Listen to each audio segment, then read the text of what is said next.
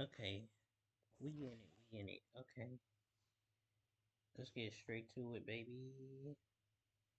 All right, I'm just loading my phone. I can load it up later. Let's go. Here we go.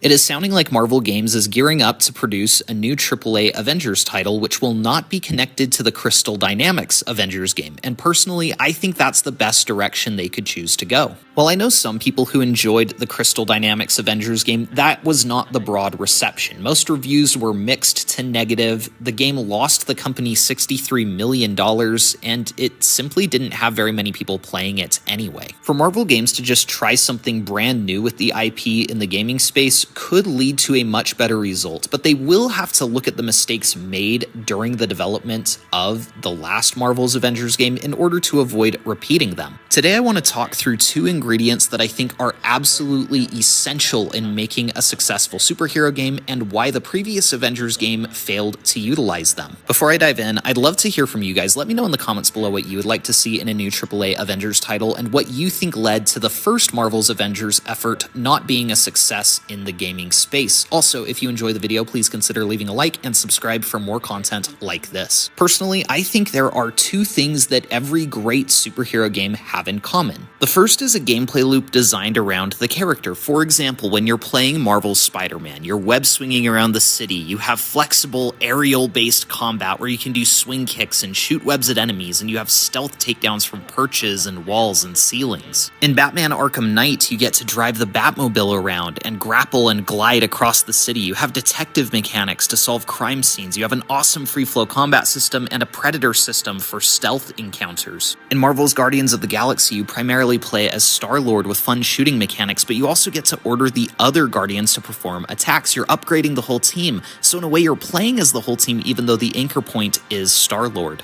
Each of the three games I just mentioned play very differently, and that's because each game is tailored for the characters you are playing as. In a Batman game, the mechanics are built around the character of Batman. In a Spider-Man game, the gameplay mechanics are built around the character and abilities of Spider-Man, whereas in something like Marvel's Avengers or the subsequent releases of Gotham Knights and Suicide Squad Kill the Justice League, the opposite is true. Rather than designing the game around the characters you're playing as, it feels like these characters are trying to be repurposed into existing gameplay templates, and usually those templates include looter-shooter mechanics and a live service roadmap. The first thing Marvel's new Avengers game really needs to get right is the character or characters that we're playing as. It remains to be seen if this will be a single-player game or a multiplayer game, or a character selection game, or a game that tells you which character you're playing as. Maybe you'll play the entire game as Captain America, and like in Guardians of the Galaxy, you'll simply tell the other members of the team what to do in combat. Maybe it will kind of be like Injustice, where you switch between characters at different points of the story, but it's scripted, and you have to play as specific characters for specific story points. In any case, if I'm playing as the Hulk, I want to feel like I'm playing as the Hulk. I don't want to feel like I'm playing as a brute character for half-baked multiplayer raids. If I'm playing as Thor, I truly want to feel like the God of Thunder. If I'm playing as Captain America, I don't just want to feel like a reskinned Batman. I want to feel like a true super soldier in the Marvel universe. There's a lot of interesting directions you could take an Avengers game in single player or multiplayer. You could design a single player game with the dual play of Batman Arkham Knight. Imagine going into a combat encounter as the Hulk and Thor and switching between the characters. If a certain situation would be better dealt with using stealth, it could be fun to switch to Black Widow and have some really cool Splinter Cell style stealth mechanics. The gameplay variety would be incredible if we were switching between characters with different abilities to take on different challenges. That's something that the Batman games didn't really have the opportunity to do. Sometimes we'd get to do dual play with the Bat family, but with Avengers, you have characters like Hulk, Thor, and Captain America who should all play very differently from each other. If they'd rather go the multiplayer route with this new Avengers game, that's fine. Just make sure you dedicate the entire experience to that. We've seen with Marvel Rivals that there definitely is an appetite for multiplayer superhero games as well, but you need to dedicate the whole experience to that. One of the biggest problems with so many of the newer AAA superhero games is that they're trying to accommodate everybody. You look at Gotham Knights, for example, a game game where you had 4 playable characters, you could play as any of them at any given time,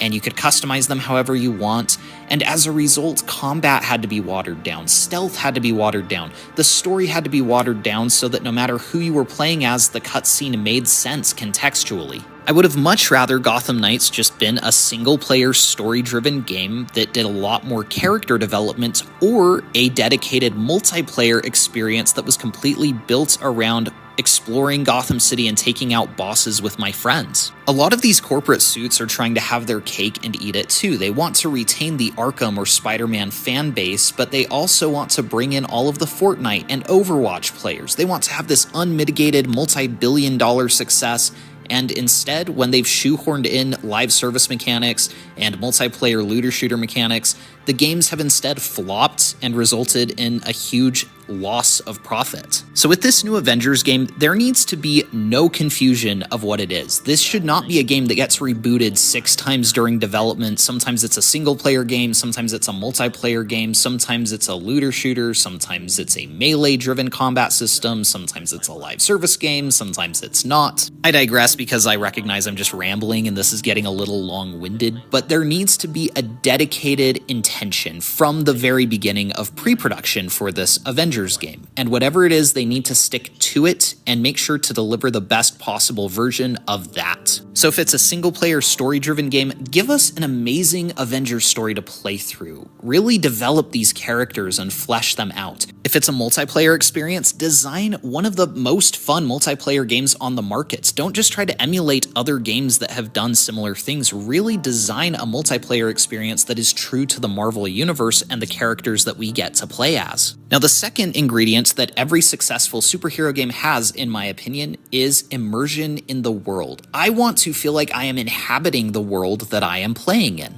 I want the story to be well written. I want the character designs to feel unique but true to the source material. I want the voice actors to be handpicked and perfect for the roles they're embodying. I want the villains to be charismatic and fun to go up against, and I want their boss battles to be well thought out. These two ingredients are very much tied together. They're two sides of the same coin in a sense. If I don't feel like I'm playing as the character, then the world doesn't feel as immersive. And if the world doesn't feel very immersive, then my immersion in playing as the character decreases. We already talked about how Marvel's Spider-Man, Batman Arkham Knight, and Marvel's Guardians of the Galaxy offer gameplay loops that feel true to the characters, but let's also talk about how they designed the immersion of their worlds. In Marvel's Spider-Man, Peter Parker gets a very fleshed out character arc, so does Mary Jane, so does Miles Morales, and Aunt May, and Martin Lee, and Otto Octavius. The Spider-Man gameplay loop feels immersive because the world that we get to use that gameplay loop in feels true to the comics and characters there.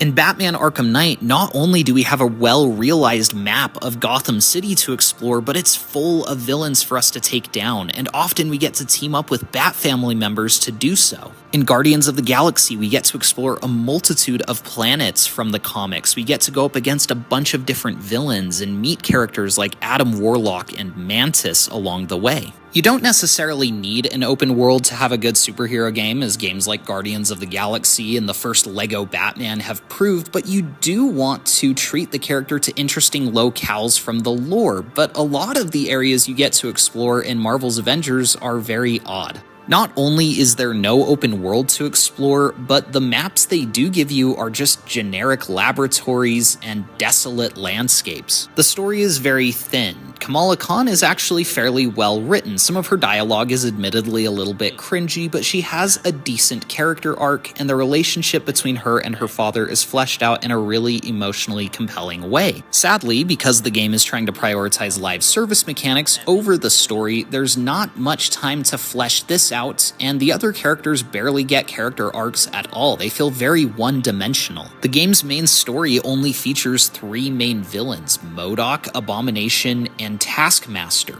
When you look at the villains that the Avengers have gone up against in the comics, this should have been a stacked rogues gallery. Imagine an Avengers game that sure keeps MODOK and Abomination and Taskmaster, but also throws in Loki and Ultron and Red Skull and the Winter Soldier. Imagine having an open world to look around as the various characters. You could have side missions, like maybe Jean Grey has become the Dark Phoenix and you need to help Professor X take her down. Alternatively, if it's not an open world game, it's a more linear level based game, let us go through some of the most iconic locales of the Marvel Universe and really up the ante when it comes to the set pieces and the scale of them. If you're going for a more single player story driven game, limit the roster of playable Avengers characters. I'd honestly be okay with a game where they just say, you know what, Captain America is the main character of this story, he's going to be the playable character, and it's going to be kind of like Guardians of the Galaxy. You can order the other Avengers to do things as the team leader, but ultimately, at the end of the day, you will be playing as Captain America. I'd also be okay switching between Captain America, Hulk, Thor, Black Widow, and Iron Man for various sequences of the story. I do worry that if you start throwing in too many characters, like all of a sudden you have the Fantastic Four as playable characters, and Spider-Man, and some of the X-Men, then you start having to limit the gameplay potential for each character. It starts to limit how differently each character can play from each other and how uniquely the world can respond to who you are playing as. Additionally, the more characters you have sharing the screen limits the amount of screen time each one gets. So if it's a single player story driven game, I'd like to see a smaller, more intimate Avengers team tackle that story.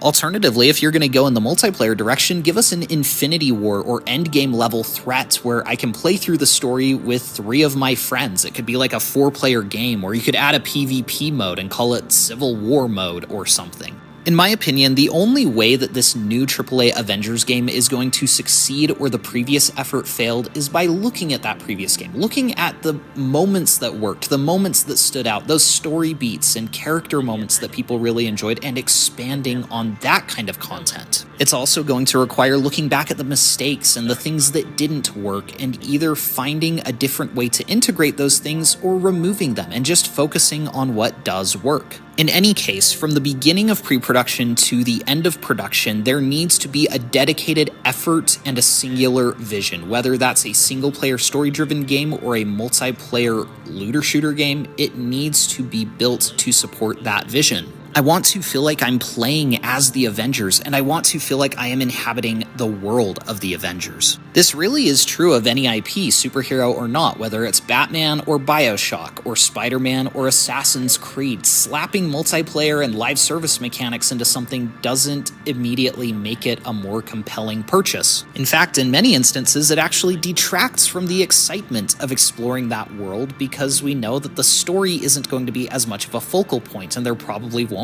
be as much character development. And like many of those IPs, when it comes to the Avengers fans like the characters and the stories and the world, and that's what I think the next AAA Avengers game should focus on delivering. But now you've heard my thoughts. Again, I'd like to hear yours. Let me know in the comments below what you'd like to see in the next Avengers game and what you felt fell short in the previous iteration. Thank you all so much for watching. Please be sure to like.